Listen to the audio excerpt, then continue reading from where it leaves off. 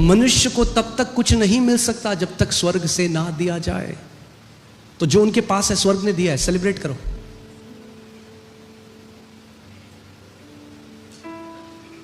आमीन। क्योंकि लोग इस बात को नहीं समझते। मैं एक नॉर्वे में था, एक पास्टर के साथ में बात कर रहा था, बहुत अच्छा समय था। तो वो मुझसे कुछ सवाल पूछ रहे थे और मैंने उनको कुछ बात बताई जिससे उनकी धारणा बदली। मैंने उनको कहा, मैंने कहा पास्टर एक बात समझो, आप समुद्र के आगे खड़े हो, आपके बगल में बंदा आया और वो बाल्टी से बाल्टी पानी निकाल रहा है, कितना पानी निकाल सकता है कि समुद्र खाली हो जाए? मुझे बताओ, हो सकता है? अगर समुद्र के आगे हो और कोई ट्रक में पानी ले जा रहा है, आप कभी जलन नहीं रखोगे उससे, क्योंकि आप जानते हो समुद्र को कुछ होने वाला नहीं है। Because people don't understand that God's resources are inexhaustible. क्योंकि लोग इस बात को नहीं जानते कि परमेश्वर का जो प्रबंध है वो खत्म नहीं हो सकता। कभी आप जलन नहीं खाओगे। आप कहोगे अरे ले जा तू बाल्टियां भर भर के, मेरे लिए परमेश्वर ने पूरा समुद्र रखा है मेरे सामने। When we see God's limited, पैसा बर्बाद कर रहे, पैसा बर्बाद कर रहे, पैसा बर्बाद कर रहे, ये सबसे पहले बाइबल में किसने कहा था? किसने कहा था? किसने कहा था? यहूदा ने, जो चोर था। कह रहा पैसे बर्बाद कर दिए, यीशु के पांव में डाल दिए, पैसे बर्बाद कर रहे, पैसे बर्बाद कर रहे। एक व्यक्ति मेरे पास आया, ये लाइट लगाने की क्या जरूरत है, पैसे बर्बाद कर रहे हो। मैंने तेरे पैसे का लगाया क्या?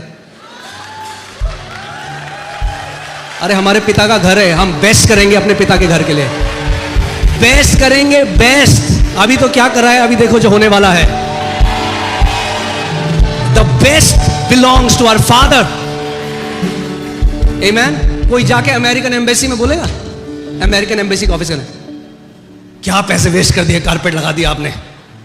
अरे अमेरिकन एम्बेसी है, अरे तो ये भी तो स्वर्ग की एम्बेसी है। अरे कलीसिया स्वर्ग की एम्बेसी है, क्योंकि हमारा दिमाग अभी खुला नहीं। स्वर्ग की एम्बेसी है भाई कलीसिया। हाँ, चलो यहां नहीं जाते, कुछ लोग ऑफेंड ना हो जाए।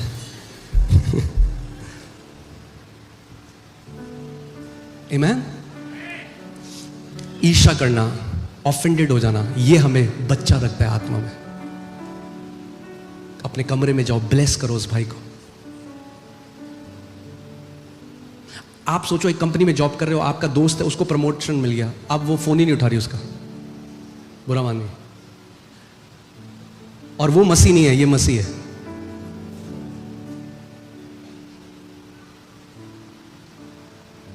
सोचो क्या होगा अगर आप ब्लेस करने लगे। मैं आपको बता रहा हूं, अगर आप नहीं किया, आज से करके देखो, करके देखो। आपके आसपास जिन लोगों को प्रभु उठाता है उनको ब्लेस करने लग जाओ। प्रभु तेरा धन्यवाद, हर एक अच्छा दान और वरदान ज्योतियों के पिता से आता है। दुख की बात पता क्या है? जब परमेश्वर किसी को उठाता है, rather than that कि हम उस अनुग्रह के सहभागी हो जाएं, हम उनके साथ लड़ने लग जाते हैं, ईर्ष्या से बढ़ जाते हैं। और जिस अनुग्रह को we can partake that grace, हम उस ग्रेस को पार्टेक कर सकते हैं, मगर हम उसी अनुग्रह से लड़ाई करने लग जाते हैं।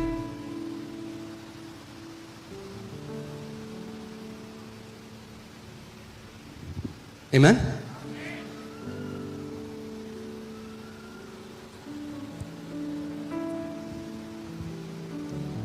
मैं नॉर्वे में प्रचार कर रहा था, तो वहां पे ना जो प्रचारक ऐसे होते हैं जिनको प्रभु ने ब्लेस किया, या जो एक प्राइवेट जेट में आते हैं, वो बिल्कुल अच्छा नहीं मानते उनको। तो हमारी कलीसिया में एक परमेश्वर के दास आए थे और उन्होंने बताया कि परमेश्वर उनका कैसे इस्तेमाल किया और कैसे वो ट्रैवल करते हैं पूरी दुनिया में और वचन का प्रचार करते हैं। और वो बता रहे थे कि एक दिन वो अपनी कलीसिया में थे और एक परमेश्वर के दास आए और उन्होंने बोला कि परमेश्वर तुझे एक जेट देना चाह रहा है, और वो एक्लीसिस्टिस 10वें अध्याय में है तेरा जेट।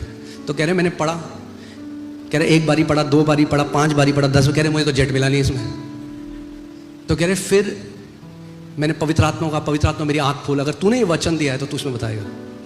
और जब उन्होंने पढ़ा, उसमें एक आयत थी, the bird of the air will carry your voice. और फिर परमेश्वर ने उनको वो दिया जो उसने प्रॉमिस करी।